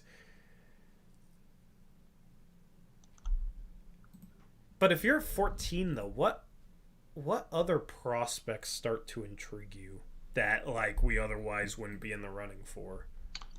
I mean, to me, it starts and ends with Lively and Leonard Miller, but I mean, there's a bunch of guards that are going to be available. So if you trade Anthony, maybe you are cool taking a guard. Like, if we're looking for point of attack defense and say we're not confident about getting Bruce Brown and we need a backup point guard, Cason Wallace, or Buffkin. if he falls, or Buffkin if he's there. Yeah. Like, that's ideal, and then you can use the full mid-level exception somewhere else, or maybe Jody doesn't want to get close to the tax because the tax is scary, so we just don't use it. I don't know. Or if you need your shooting, maybe Grady Dick there at 14 then, you know. I'm not high on him, but he obviously fits a specific role, so... And then Lively, obviously. I just feel like Lively's going 10 or 12. I feel like if Hendricks and Walker are off the board and Dallas drafts at 10, he's going 10. Lively's going 10. Makes too much sense. I feel like he makes a lot of sense in OKC as well next to Chet. Yeah, but some of those teams have been rumored to, well, Dallas has been rumored to trade that pick. But some of those teams in that range there's promises and they're not necessarily Lively. Like Coulibaly has a promise from someone in the lottery, apparently. And the rumor is it's 12 or 13, OKC or Toronto. Yeah, so it might not. I don't know if it's a lock for Lively to go to either one of those. I don't think it's a lock. I just feel like those would be the two landing spots. He could definitely fall to 14, but I mean, also Coulibaly. If you're at 14, maybe you can trade up to 11 and just, you know, if he's been promised at 12 or 13. Mm-hmm. He wouldn't be a guy... Like, I wouldn't mind kicking the tires on him. He seems like he has a good deal of upside. Will be able to defend. I just really want Lively or Miller because we'd still be thin up front with the 6'9" and under problem. So I think... How high can 14 and 23 get you, though? It's not going to get you to 9 because Utah already has 3 firsts. Yeah, 10 it'd be weird because that's probably going somewhere else. So yeah, probably maybe 8 is probably the best, but more likely 11. So it's probably not worth it. Yeah, but I just think you have a clear cut top 9. If you get into 8 and you have a chance at like Darius Walker or Hendricks or something, Asar. Again, we need some size, man. You're going. We need a backup. We need a backup point guard too, though. In that scenario. Yeah. Basically, you have the draft and you have the MLE to get a backup point guard and some size. Mm-hmm. You have more size though because you're trading Ant and basically Scoo, and you're getting back Herb and you're getting back Ingram. It's not like front court depth, but you have other ways to address that. Yeah. I'd be calling the new Washington front office and being like, "Hey, we'll take DeLon and Gafford clears your salary. You can re-sign Kuzma, keep Porzingis, and get way under the luxury tax instead of going deep into the tax to keep a crappy team together." And I would get DeLon because he's an excellent defender, and can handle the ball. So that's your backup point guard, and then you get your backup center in that deal too. And then, you know, if Lively or Leonard Miller or whatever end up being the pick at 14, then you can trade. You'd have a contracted trade either between Gafford or Nurk at the trade deadline. If the Wizards promised Kasem Wallace at 8, because I think there's a chance of that, that means that you're going to have one of Asar Thompson, Jarris Walker, Taylor Hendricks, Anthony Black available at 10. Mm-hmm. And then that would, you know, knock Lively down from 10 unless Dallas stayed there and still took Lively at 10, and then one of those guys would be available at 11. And if that's the case, like, I would want one of those 4 guys. You know, like, if it's, you know, Taylor Hendricks maybe falls or Jarris Walker, like, then you're talking about getting a guy who, those would be the guys we were talking about if we didn't move up in the lottery, right? Like, that's the names we would have been talking about. I mean, you would maybe have an outside shot at getting one of those names on top of, like, Ingram and Herb. Yeah. I mean, yeah. If you told me, like, okay, going into the lottery, right, like, you're not going to get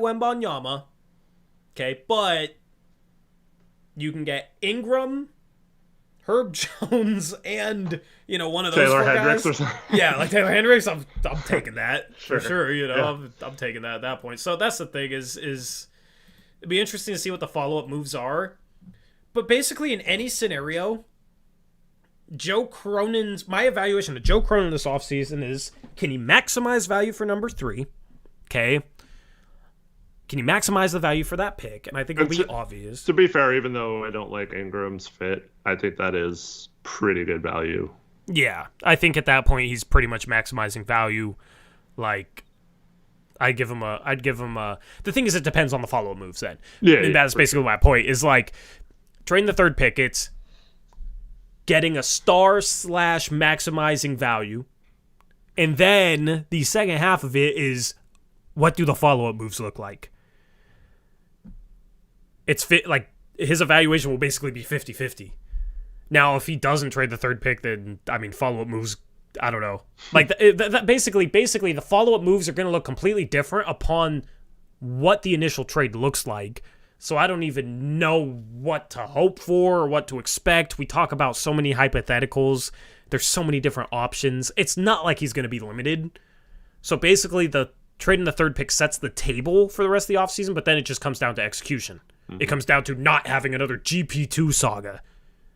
This time, maybe you get Bruce Brown if he's looking for a payday, because Denver can't really pay him. So this is such a perfect litmus test for him, because it's not just making one trade. Yep. It's making a big trade plus follow-up moves. We're going to make that trade for Ingram and then re-sign Justice Winslow and Drew Eubanks, and that'll be our bench. Yep. See, then I will freaking rage at him. You know what I mean? Yep. Like, if that's the thing. He has to good initial trade and good follow-up moves, and my opinion on him will be different. I won't criticize him as much. But this is his true opportunity, but it's also a true test.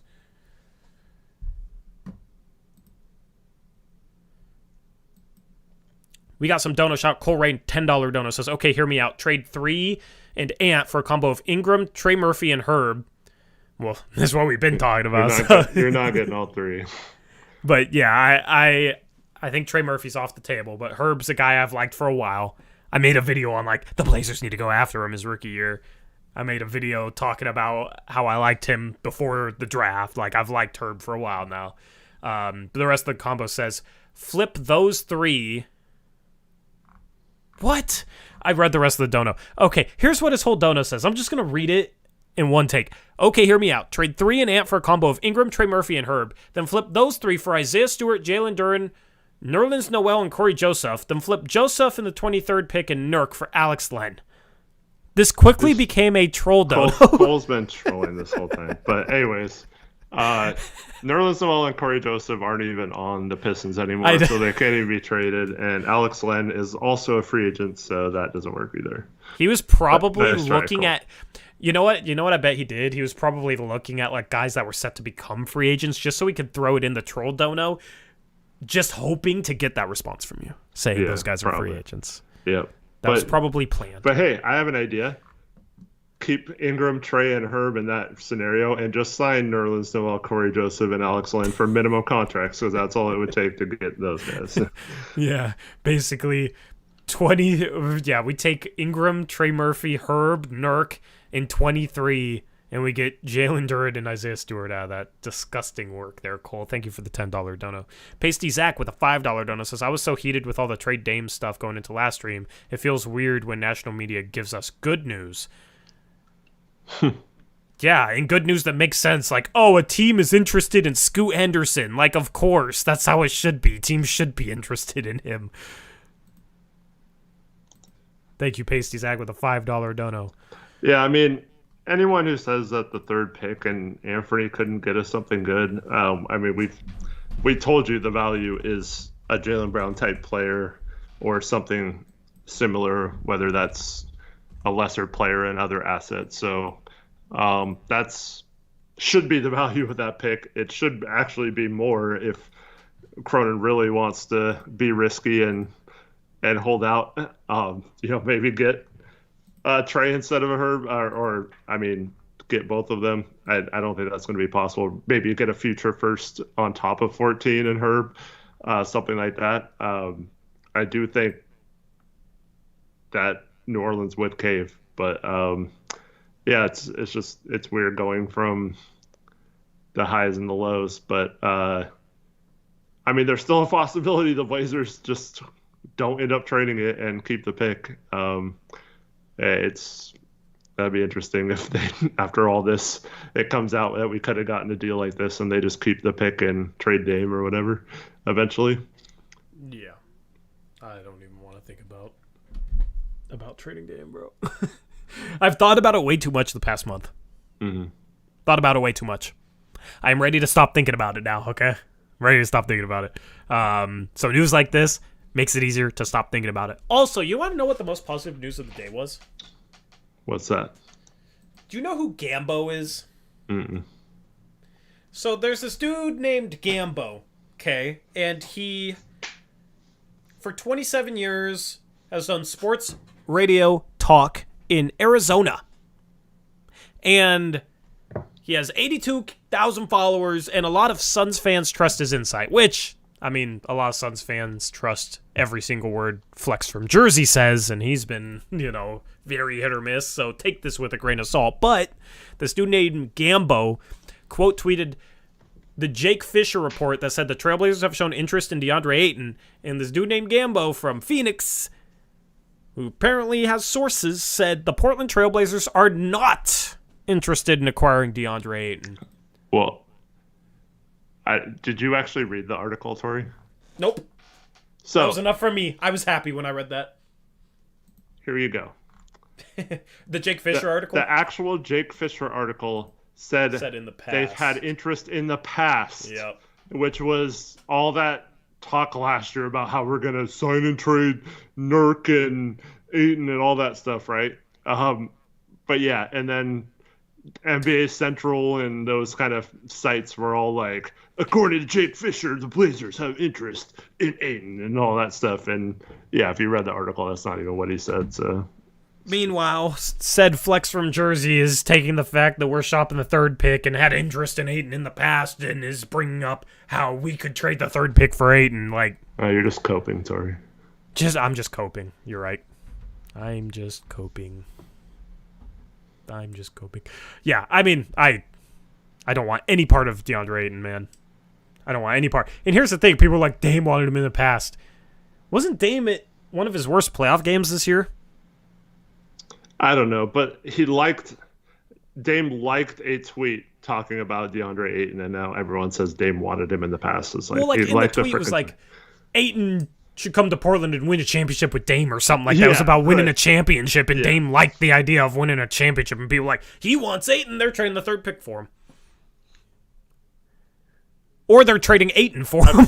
Yeah. Or they're trading Ayton for Dame or whatever. Like, I don't know, man. The Phoenix stuff is kind of wild this offseason. Like, they have interest in James Harden. Like, how are they going to get him? We've talked about, too, the whole Jody situation. Mm-hmm. Like, they're not throwing a $30+ million center on top of their contract situation right now. So yeah. Andy Marchant, to Australian dono. Here's a great question for you, Eric. He asks, if we got Ingram, would Dame retire a Blazer? I do not know. I would just be guessing. I do know that if we got Jaylen Brown, he would take that as the last little thing he needed to prove that he should remain loyal for the rest of his career. I don't know how he feels about Brandon Ingram as a player. So, I mean, obviously that's going for it. And he would like it, I think, but I don't know if that's like as locked in stone as trading for Jaylen Brown would be. Yeah. I mean, I think he would be happy trading 3 for Ingram if we kept Simons. I just don't know with Simons included, Yeah. Obviously, it depends upon what other pieces we get back, but this might not be fair to Ingram, but I do have to say it because we talked about Christian Brown being a winner. We talked about Jaylen Brown being a winner in the past. I don't know if Ingram's a winning player. They've made it to the first round once with him. in his career. And once again, I don't know if that's necessarily his fault. Obviously, if they had Zion and stuff, it would have been different the last couple of Yeah. years. But Like, who's the best player he's consistently played next to? yeah, Zion, But Zion doesn't play CJ. consistently. I mean, So. he was on the Lakers with LeBron his first year, or his second year or something. Um, yeah, Yeah. I I, mean, I'm just saying, like, it's not, you can say he hasn't had help or whatever, but that he has not been on like a really good team. And he hasn't elevated his teams either. you also have to question if high usage Jeremy Grant is a winner. Right. But we didn't give up the third pick for Jeremy Grant either. I know. I'm just saying, like, if that's your team next year, if that's your three guys, like, I don't know, man. I don't know. I mean, Jeremy Grant as a role player was on Denver when they made the Western Conference Finals. Yeah, as a so role player, yeah. where he wasn't taking as many shots, spending as much energy on the offensive end, he's never been able to rebound. That's the thing. Like, if he's the fourth, fifth guy, like, sure, but I don't know, man. Like, Grant and Ingram is your 2 and 3. Or it'll be Ingram and Grant is your 2 and 3. I don't know. I mean, we talked about you said how he doesn't shoot a ton of threes, right? I mean, analytically, shooting a ton of mid-range shots isn't the most efficient way to play nowadays. So, And he was still efficient last year, though, which says either, okay, he can be even more efficient if you improve his shot diet, or he shot over his head. Like, because his true shooting percentage last year was 58%. It's about what Ants was. But he shot 51% from 10 to 16 feet. yeah, that's good. And 28% of his shots came from there. For his career, he's 44% from there. The last 2 years, he's been 51%. But every year before that, he was below 45%. You'd have to worry about a little regression there. And then he also shot basically a career high from 3, 39%. So what if he's a little bit worse from 3 and a little bit worse from 10 to 16 feet? Because 51% is pretty dang good. Like, that's really, really good. At that point, he's borderline inefficient player who doesn't play defense. And that leads me to my other point is, how is like a rangy, athletic, he's got long arms, good size. How is he a bad defender, like on ball defender? That worries me about players when they seemingly should be really good defenders, and people just assume they are, but they aren't, Yeah. And that's why I'm worried, like, this is going to be the trade, and people are going to be ecstatic because, oh, he killed us last year because he scored a bunch of mid-range shots. We're going to sit there, like, not completely, sucked into that whole notion, and we're going to sit there and be like, this is fine. And people are going to say, you wanted to trade the third pick for a player to help Dame. You got what you wanted. Why aren't you happy? And it's like, well, he's not a defensive player. Takes a lot of mid-range shots. Like, there's some question marks with him, man. He's not a clear-cut, like, yeah, this is the guy you go for. For as much as people want to question and nitpick Jaylen Brown's game, he's proven that he's a winner as a number 2.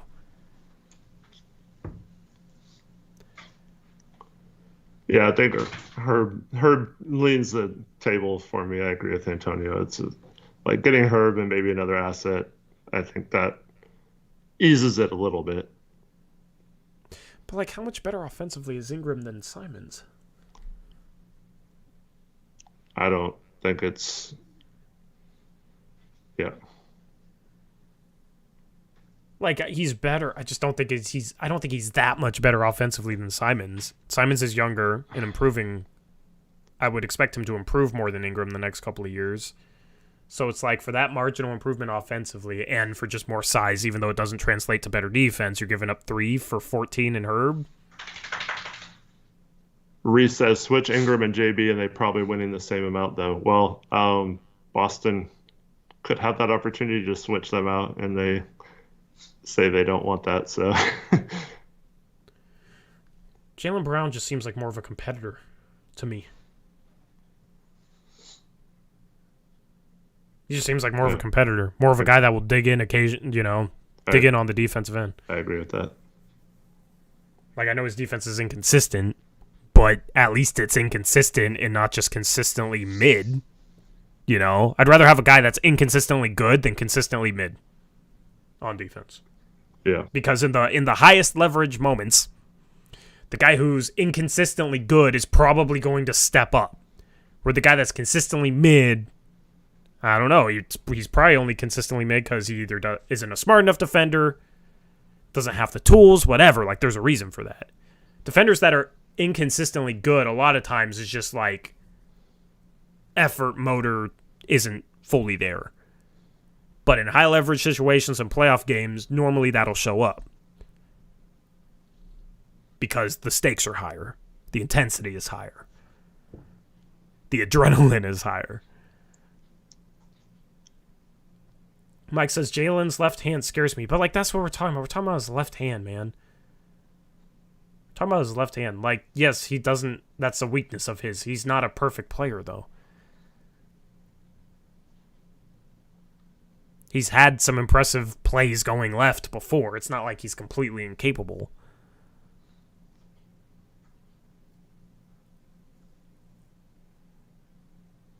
He got exposed, though. I mean, what does that even mean? He was in a position to get exposed because he was in the conference finals, where we haven't seen Ingram close to that.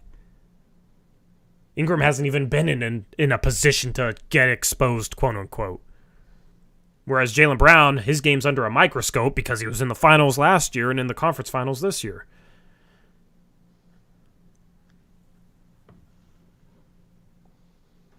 So... Colonel Pancakes asks, would you rather have Brown or Ingram and Herb and a possible first? Which would you rather have? Let's just say 14. Ingram, Herb, and 14, or Jaylen Brown? Which would you rather have right now, Eric? Probably taking Ingram, Herb, and 14.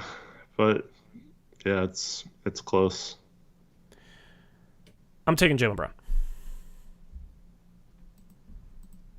I'm going to do a chat poll. That's a good question. For the record, I'm taking... Herb, Trey, and 14, and 2 future firsts over either of those. I know you're not going to agree with me, but that's fine. Wait, Herb, Trey, 14, and 2 future firsts, you said? Or what did you say? Yep. Because we keep Ant in that scenario, too. Yeah, so Trey and 2 firsts over Ingram and keep Ant? Yeah. Yeah. I would probably have that over the Ingram package, but I'd probably have the Brown package above that. Mm-hmm.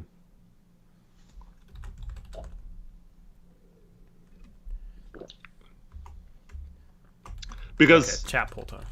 Because the Trey Herb thing, it fixes.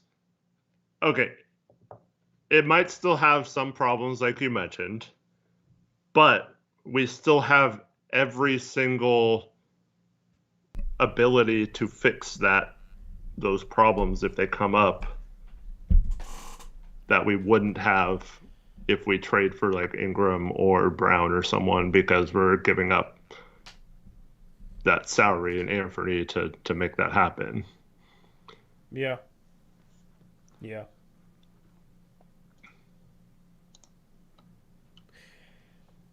Just depends on how Dame feels about that, I think. Yeah. For sure. I'm a little disappointed in chat right now. I think chat overrates Brandon Ingram, Eric. Well, I mean, we knew that was... I've seen a lot of people say, I'm higher on Brandon Ingram than Dwayne Eric, which is fine. Yeah, disagree with us all you want, but... Reese is a big Brandon Ingram guy. He was shaking his head earlier. Well, me and Reese have agreed on everything like the past 2 months, so I'm glad we disagree on something. He says, I feel like you're ignoring situation too much for Ingram. What situation? Why situation excuse? I like guys that create good situations by how they approach things.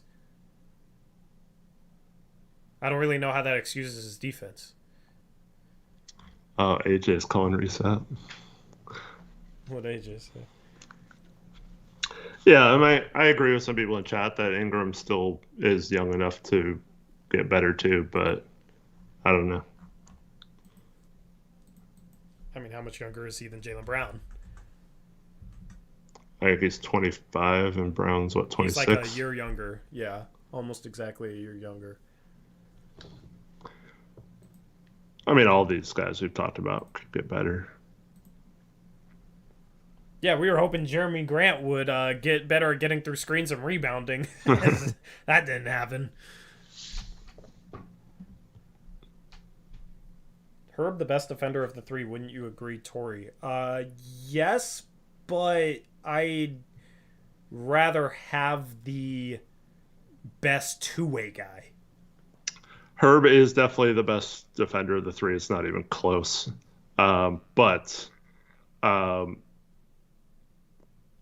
Herb takes minutes then from a two-way guy, like you said, or like he's not as good offensively, so it does hurt. He's also the worst shooter out of the three. You know? Yeah.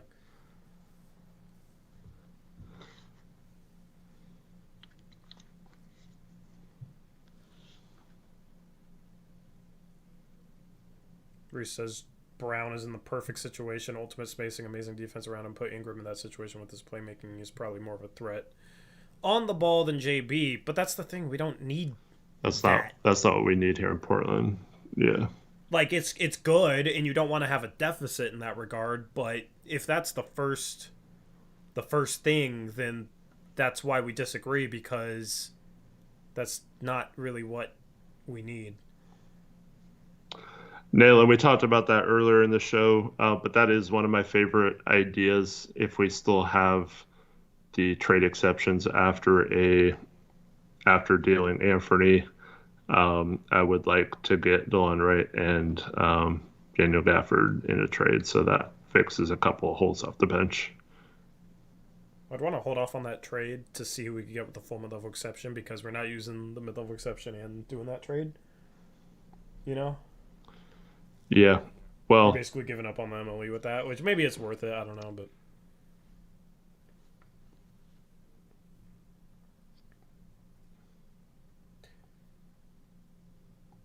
what do you think? Doing the math for that video that I recorded, I think it's going to be tough to get the full mid-level either way. So I don't, well, unless they let Dybel go, which is possible, I guess, but they also gave up 2 seconds for him and tanked the rest of the season. So it'd be kind of weird if they just let him walk, you know? Here's the other thing to think about with Ingram and Herb instead of Jaylen Brown. The payroll next season, like not this next season, but like next off season, the payroll is going to end up being much higher with Ingram and Herb Jones, because Herb Jones is going to get paid. But Jalen's also going to get paid next off season too. So if you're paying him 40-some million, that might be the same as Ingram and Herb. What's his year one? Like 45. I expected Herb to get like 16. So it's not 17? that much different. 48, 49 million versus. Is it 48, 49? I'm thinking like 40 to 45 no, for JB. I'm saying Ingram plus 16 million for Herb. Oh, yeah. Yeah. It is higher. I mean, Herb could go higher than that, yeah. But you're also factoring in if you draft somebody at 14, which is good. It's an asset. It's just with Jody's limitations. It's like, I don't know. You can probably fill in the gaps with a Jaylen Brown a little easier and fill in for not getting back a Herb Jones of 14 and maybe use, the MLE next off season. I don't know. It's kind of hard to foresee the future like that, but Yeah, I'd rather have the two-way star because I think you can sign good defensive role players. Mm-hmm. Like we should have signed Bruce Brown last offseason. Right. We could have signed Bruce Brown last offseason. If we Chose just GP2. Dude, if we just gave him the Gary Payton contract, we'd have him under contract right now for that player. He might not take his player option in year 3, but we'd have him for what, 8 something next year. He probably takes that. Now maybe he wanted to bet on himself and only have a chance to be a free agent this offseason. But he would have paid him more. He would have gotten like 2 or 3 more million this year, and then he could have. Yeah, I don't know. Yeah. So that's the thing. That's why I'd rather have Jaylen Brown, is because it's harder to find a guy of that caliber than a Herb Jones or a Bruce Brown or whatever. Like, we basically passed on one of those guys last offseason. So that's why I'd rather have Jaylen Brown too. PDX LFC says, you guys would have cried about the hard cap anyways if they signed Bruce Brown. Here's the thing, bro. They hard capped themselves for a dude who didn't play and didn't want to be here and wasn't that good. That was the problem. If they hard capped for themselves for a dude that was legitimately good, a good role player, that was, bigger. I mean, Bruce Brown's completely not different he's like 6'4", 6'5", but yeah, he's... Like, we were a little bit more hesitant on Bruce Brown last offseason, but at least he can play bigger and is bigger than GP2. Like, that's the problem. We hard capped ourselves for no reason. Mm-hmm.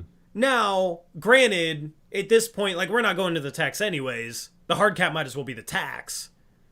Right. But that was the problem. That was a mistake.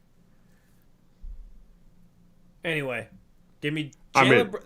Go ahead. I said almost immediately after that whole situation, Bruce Brown signed, I would have rather had him than Gary Payton. So I don't know. We weren't happy when we signed Gary Payton, so I don't know. PDX LFC says, easy to say in hindsight when we know how GP2 turned out and we saw Bruce win a chip tonight. I'm just saying. I mean, we're talking about it during free agency. Before Tori and I got so much crap for not liking the GP2 signing. Yeah, so I don't really understand how it's like everyone was on our case. How's that hindsight? We were right about it. Yeah. And Cronin's an idiot if he knew Gary Payton had to have core surgery and signed him anyway. That was the other big problem, is he's doing that with a guy who immediately has surgery. Like, there's so much wrong with that signing.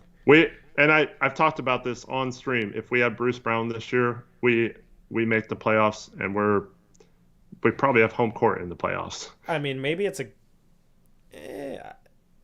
possible.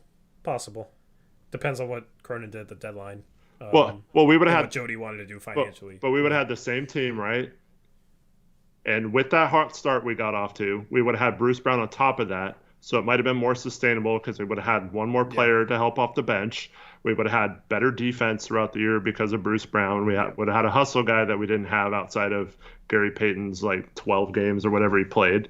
And he played every game this year. He's durable, and he would have helped our team a lot, do all the little things. And I don't think we have that slump. We might not trade Hart in that situation, or maybe we still trade him, but we don't trade him for future stuff instead of going for it this year. But we were 2 games out of 4th at the trade deadline, even as it was. So like, it's not that far out of realistic possibility to say if we had a better player this whole season that we would have been right there in the thick of things. Maybe that would have been worse, though, depending on how this offseason goes. Yeah, I mean, butterfly effect, but like, maybe it was a good thing that Cronin sucked. That's really where we're at right now. I don't know. That's the thing, is signing GP2 was obviously a mistake. And it made us, like, it was part of the reason why we couldn't sustain winning at the start of last season. Like, it ended up being a bad result. But you can get good things from bad results with the draft and the lottery and moving up. So that's why It's like if he can just have a good offseason this offseason, I don't really care about that because his mistakes put him in a position to have the third pick as an asset. So it's like, cash in on your mistakes then. Yeah. That's what it comes down to. Mm-hmm.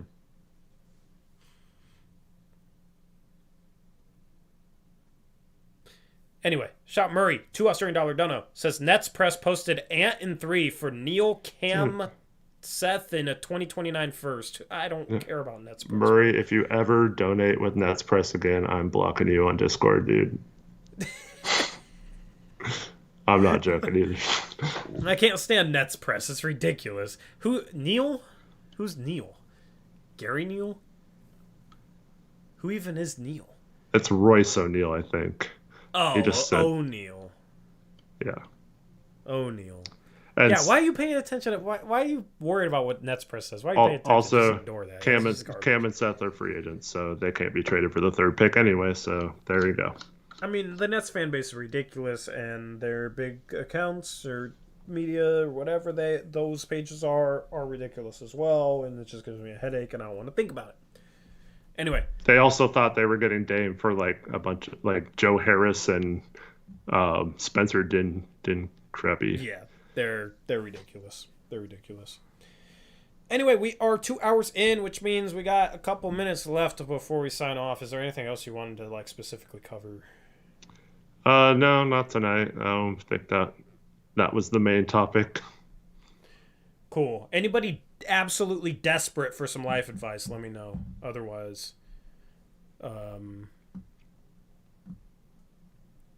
we will be out of here. Who's worse, Raptors media or Nets media?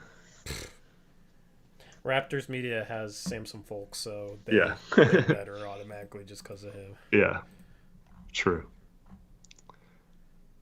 Bubba has a 220 CA donation. What's for dinner? I'm about to go to Wendy's after this. Nice. They close at midnight. It's 11:40, so I haven't eaten all day. So I'm hungry. Congrats on 3K subs. Oh, this channel finally hit 3K subs. Let's go. Thank you. Appreciate it. Thanks, everyone. It's about time. Yeah. I just need to advertise it in the video, I guess. If you're not subscribed to our main channel, do so because Thursday, the 22nd, which is in 10 days, we'll be live streaming for about 5 or 6 hours the entire NBA draft. We'll talk about anything the Blazers do. And obviously those few minutes when the Blazers are on the clock, if that's what they're waiting for, is going to be crazy. So be sure to tune in and watch that with us as it all unfolds. Yep. My goal is by the end of the offseason, have 9K on the main channel, and then by the end of the year, hit 10K. That would be awesome. Yeah. 10K, dude, seeing 10K would be so cool. I'd feel legitimate. We'd feel, Yeah. no decimal point at the... Or no, I think they still have a decimal point. I forget. But and then we just have 8 days after that until the free agency. So yep. We'll have you covered. In less than 3 weeks, we're going to know pretty much everything. Yeah. I'd love to have 100K on the main channel, Devin. That's going to be difficult. I'd love to have a play button, but... How long has it been since someone called Tori Mike? Not long enough. Thank you very much. Eric Olsen says, Tori, don't you think Ingram would help the channel? Yeah. Yeah. So I wouldn't be bummed. Next season would be interesting. I just think Jaylen Brown would be better for the channel and better for the team. Or Brandon Miller. Yeah. Sure. Yeah. No. Somebody said Rip City had asked for life advice 5 minutes ago. Well, he didn't wait for the life advice segment. I'm willing to give him life advice right now if he needs it. I'll give him one question. Otherwise, I'm looking for life advice questions. Not seeing them. Cameron Weaver says, I'm having a hard time asking questions at my new job because I'm scared to ask, how do I get one it? How do I get one it? How do you not be scared? You I don't know. If you're new, maybe just bide your time until you're comfortable and then do it. If you're just asking basic questions on how to do your job, though, I mean, Yeah. that's your job is to do your job. So if you need to ask questions to help you do your job, I mean, nobody's gonna judge that unless it's a bad company. And at that point, why would you be scared? Because why would you want to work for a bad company? All right, here's what you do. You go into work and you just picture Tori and my faces on all the fellow employees, and you just act like you're having a conversation with them and just bring it up like you just did. Or think about how would Tori ask this question, and then say it like that. Okay, that's how like basketball players, like what would Steph do in this situation? I'm gonna try and do that. Or what would Dame do? Like if you play basketball, that's the thing. Like what would Kobe do? What would LeBron do? Right? What would I do? How would I ask the question? Say it with confidence. End it.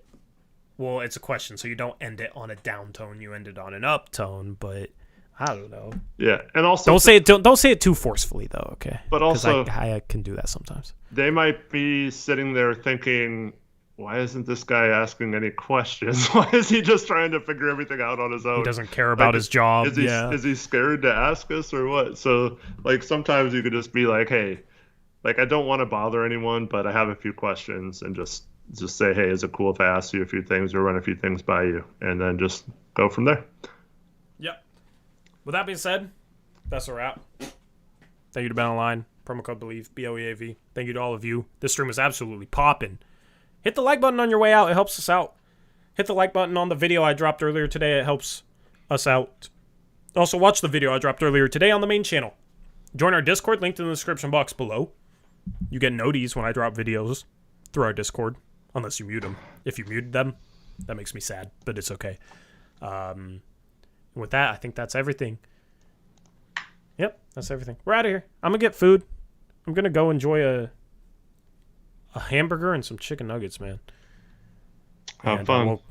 Yeah, I'm starving. Haven't eaten all day. Thursday, live again, 9:30 p.m. Pacific Standard Time, right here on this channel. And then next week's draft week. Got videos coming. Been working on draft graphics. Took a couple days off, but got videos coming for you this week. Hopefully you enjoyed them. With that being said, I'm out of here. Peace out. Go Blazers.